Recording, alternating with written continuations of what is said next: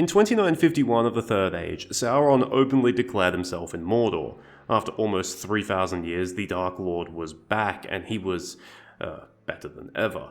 But Sauron's return wasn't some big surprise. He'd only returned to Mordor 10 years earlier, but since around 1050 of the Third Age, he'd been manipulating events from behind the scenes as the necromancer in Dol Guldur. And for a period of 400 years, he'd actually fled back into the east. So in this video, we asked the question, why did it take so long for Sauron to return to Mordor? In 3441 of the Second Age, Sauron was defeated by the Last Alliance. His physical body was slain, and his spirit was forced to flee into the east of Middle-earth without the One Ring. For possibly as long as 1,000 years, Sauron recovered his strength, building a new physical form that still bore the scars of his old battles.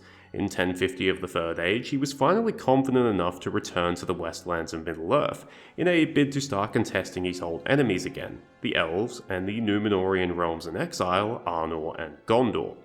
Except Sauron did not return to Mordor, and instead opted to take possession of the hill of Amon Lanc in southern Greenwood. Amon Lanc used to be the capital of the Woodland realm. The Elves of Greenwood had retreated northwards during the Second Age, leaving the hill abandoned. This was perfect for Sauron. Amon Lanc was deep in the forest, contained an old elven fortress, was far enough from any major enemies, but close enough to direct plans. Owing to Sauron's influence, Amon Lanc would eventually be known as Dol Guldur, the Hill of Sorcery, and Greenwood would become known as Mirkwood.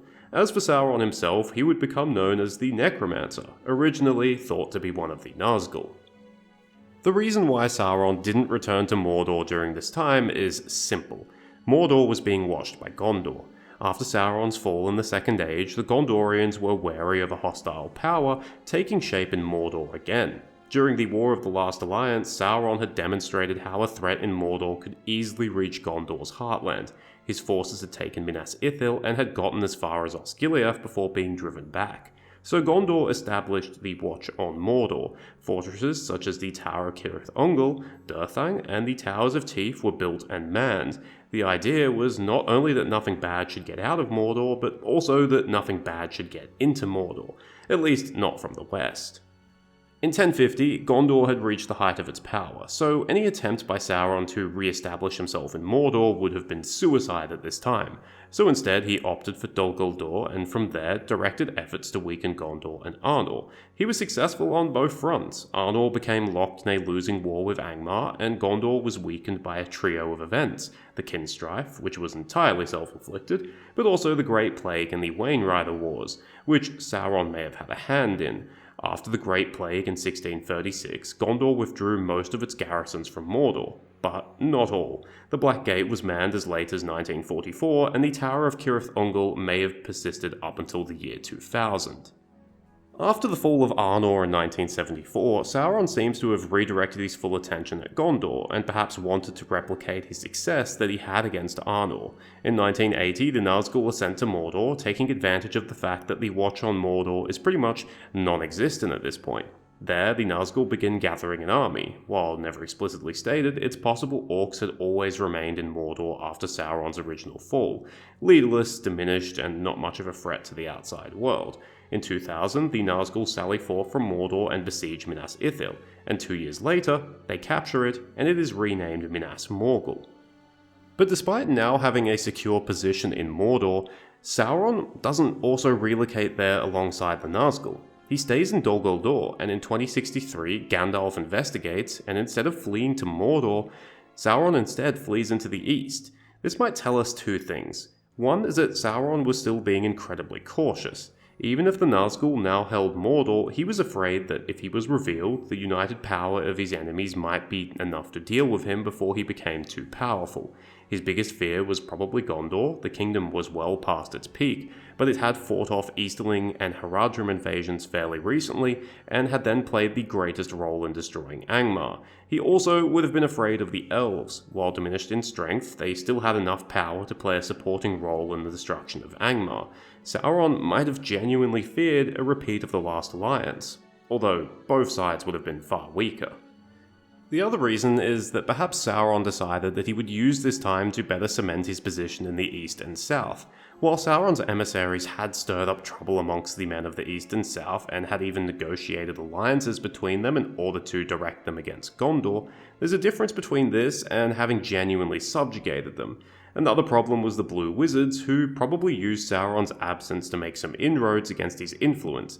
Basically, Sauron might not have believed the power he had at his disposal was enough, and that if he wanted to take on the West, he would need the East and South strongly behind him. Sauron then stays away for almost 400 years, and his Nazgul stay quiet in Minas Morgul. This was a period known as the Watchful Peace.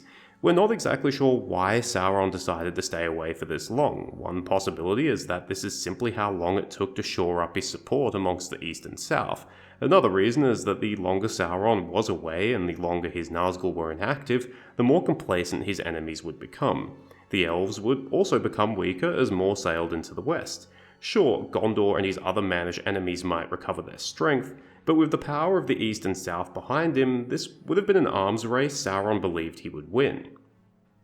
But interestingly, when Sauron returned a second time in 2460, he returns to Dol Guldur instead of Mordor. The only possible explanation for this is that Sauron still didn't really feel confident about openly declaring his return.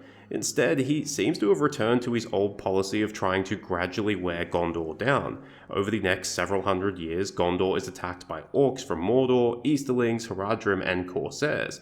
But none of these attacks are really coordinated, suggesting that Sauron was happy to wait before striking a final blow. He was happy to wait until Gondor and its allies were sufficiently weak enough where he could deal with them all at once. He was happy to wait until his victory was totally assured. And why wouldn't he? He has all the time in the world. We also don't know whether his final strike would have come when it did. In 2850, Gandalf enters Dol Guldur and confirms that the necromancer is actually Sauron. In 2941, Saruman finally relents and allows the White Council to attack Dol Guldur, and Sauron once again flees. This time, however, he flees to Mordor, and after 10 years he begins to reconstruct Barad-dûr. This is when he openly declares himself, probably by sending emissaries out to everyone and saying, "Hey, I'm Sauron, you owe me your fealty." In practice, this wouldn't have actually changed much because the Shadow had grown so powerful by this point that it could really only be Sauron behind it all. 67 years after openly declaring his return, Sauron launches his final attack, the War of the Ring. In theory, Sauron's plan is perfectly fine. Upon returning as the necromancer in the Third Age, he doesn't have to rush anything because he's immortal, and in fact, time is his ally. With every passing century, more elves leave Middle-earth and the Númenórean bloodlines become weaker. He has powerful agents at his disposal in the form of the Nazgul, and he has former servants in the east and south that still hate the west. So he can sit in the background and direct everything without risking himself. Evidently, he was willing to play this game for a long time, fleeing from direct confrontation on 2 occasions and eventually only formally announcing his return once his enemies were at their weakest point yet. While Sauron's patience and caution shows that he learned from past mistakes, ironically it might be what doomed him. It seems likely that even as early as the Nazgul regaining Mordor, Sauron overestimated the strength of his enemies. It's possible that if he went to Mordor and started immediately applying pressure to Gondor and the other remaining free peoples, he could have also destroyed them far earlier. If not then, he could have returned after the Watchful Peace and started coordinating his subjects then. I think the Battle of the Field of Celebrant revealed how overextended Gondor was, and how one lost battle could have caused a death spiral for the kingdom. Instead, Sauron's subjects attacked one by one, and while they did damage over time, Gondor was able to hold the line and even gain a new ally in Rohan. Unfortunately for Sauron, he only made his move after the One Ring had been found by Bilbo, and it's the destruction of the One Ring that was the cause of his defeat. If he had made a concerted effort to destroy the Free Peoples before the One Ring was found, or when it was in the possession of Gollum, who was dwelling in a cave in the Misty Mountains, that would have already removed the Free People's winning strategy from the board. After all, the chances of Sauron losing a conventional war were already slim in the final centuries of the Third Age, and those odds were basically impossible by the War of the Ring. However, it should be noted that Sauron never considered that his enemies would attempt to destroy the One Ring. To him, it was simply unfathomable. So in the end, Sauron probably stayed away from Mordor for so long simply because he was being cautious. He didn't want to risk himself, he wanted his servants to sufficiently weaken his enemies to the point of where he was sure that they would no longer pose a threat to him personally. He seemingly only became completely confident that this was the case only a few decades before the War of the Ring. Ironically, his caution backfired, and by delaying his return for so long, he actually increased his risk of personal destruction because the One Ring was back in play.